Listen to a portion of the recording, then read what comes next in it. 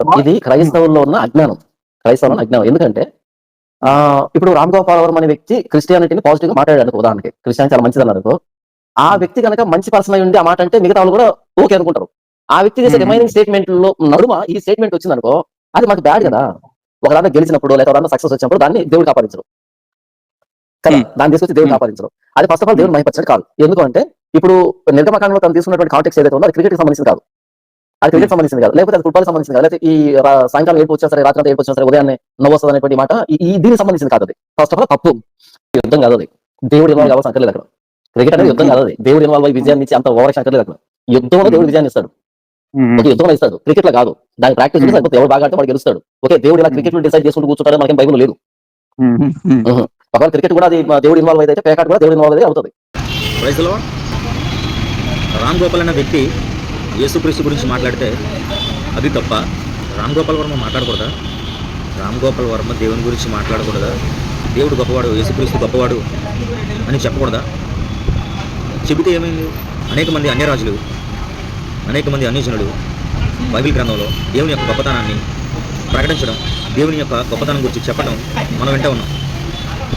ఉదాహరణకు మెల్కీసెదెకు, యిత్రో, నెబుకద్నెజరు, దర్యావేషు, కోరేషు, ఇతరత్ర అన్యజనులు దేవుని యొక్క గొప్పతనాన్ని ప్రకటించడం మనం చూస్తాం. బహిరంగంగా దేవుని యొక్క గొప్పతనాన్ని చాటడం అనేది మనం చూస్తాం. రామ్ గోపాల్ వర్మ యేసుక్రీస్తుని గురించి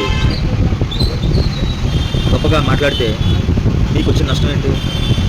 దాంట్లో ఏం తప్పు ఉంది? రామ్ గోపాల్ వర్మ దేవుని గురించి గొప్పగా చెప్పడం తప్పైతే బైబిల్లో ఉన్న అన్ని జనులు కూడా దేవుని గురించి గొప్పగా చెప్పడం తప్పే కదా? ఏమన్నాం ఇప్పుడు? కాబట్టి ప్రతిదీ నాకే తెలుసు, నేనే వివరించాలి, నేనే ఉండాలి ప్రతి దాంట్లో అనేది కరెక్ట్ కాదు. తెలుసుకోవాలి, నిదానించి మాట్లాడాలి. కాబట్టి నాకే అన్నీ తెలుసు అన్నట్టుగా మాట్లాడడం చాలా అజ్ఞానం.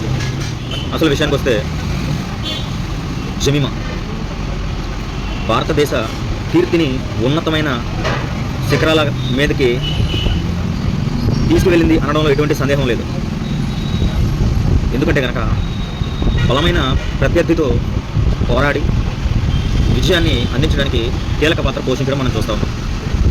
అటువంటి వ్యక్తి వేల మంది, లక్షల మంది మధ్యలో క్రీస్తుని గురించి మాట్లాడడం అనేది మనకి ఎంత గర్వకారం, మనకి ఎంత శుభ పరిణామం. నీ జీవితంలో ఒక్కసారైనా అంతమంది అనుచరులకు, అంతమంది క్రైస్తవేతరులకు యేసుక్రీస్తు గొప్పవాడు, యేసుక్రీస్తు నేను కృతజ్ఞతలు చెల్లిస్తున్నాను అని చెప్పగలవా? నీ జీవితంలో ఒక్కసారి కూడా నువ్వు చెప్పలేవు జానపాలు. కాబట్టి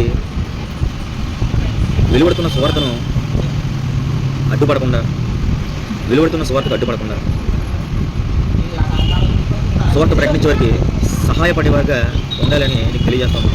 నువ్వు ఎంత అజ్ఞానం అంటే అది ఏమైనా యుద్ధమా? యుద్ధంలో నాకు తోడుండి నడిపించడానికి అది ఏమైనా యుద్ధమా అని మాట్లాడతాం. యుద్ధంలోనే దేవుడు తోడు ఉండాలా? ఇంకెందులో కూడా దేవుడు తోడు ఉండాల్సిన అవసరం లేదా? కాబట్టి పిచ్చి పిచ్చి ప్రేలాపనలు మాని కొద్దిగా బైబిల్ బోధించుకో. బయట విషయాలు నీకు అనవసరం. తిమోతికి రాసిన 2వ పత్రిక 4వ అధ్యాయం 2వ వచనంలో వాక్యమును ప్రకటించను, సమయమందును అసమయమందును ప్రయాసపడము అని వాక్యం చెప్తా ఉంది. నువ్వేమంటున్నావు జన్పాల్? యేసుక్రీస్తుని గురించి చెప్పడానికి సమయం, సందర్భం, ముహూర్తాలు, అధ్యాయాలు ఇవన్నీ కావాలా? యేసుక్రీస్తుని గురించి ప్రకటించడం కొరకు సమయంతో పని లేదు. ఏ సమయం అందైనా ప్రకటించవచ్చు, ఏ స్థలం అందైనా ప్రకటించవచ్చు క్రీస్తు గురించి. అందులో రెస్ట్రిక్షన్స్ ఏమీ లేవు, ఆంక్షలు ఏమీ లేవు. క్రీస్తుని గురించి ప్రకటించడం గురించి ఎటువంటి నియమ నిబంధనలు కూడా ఏమీ లేవు. కాబట్టి గమనించి జానపాలు, ప్రతి విషయంలో వేలు పెట్టి ప్రతి విషయాన్ని డిస్క్రైబ్ చేయడం అనేది సరైన విధానం కాదు. కాబట్టి ఒకసారి ఆలోచించు. నీ జీవితంలో ఒక్కసారి కూడా అంతమంది, లక్షల మందికి సువార్త ప్రకటించలేవు.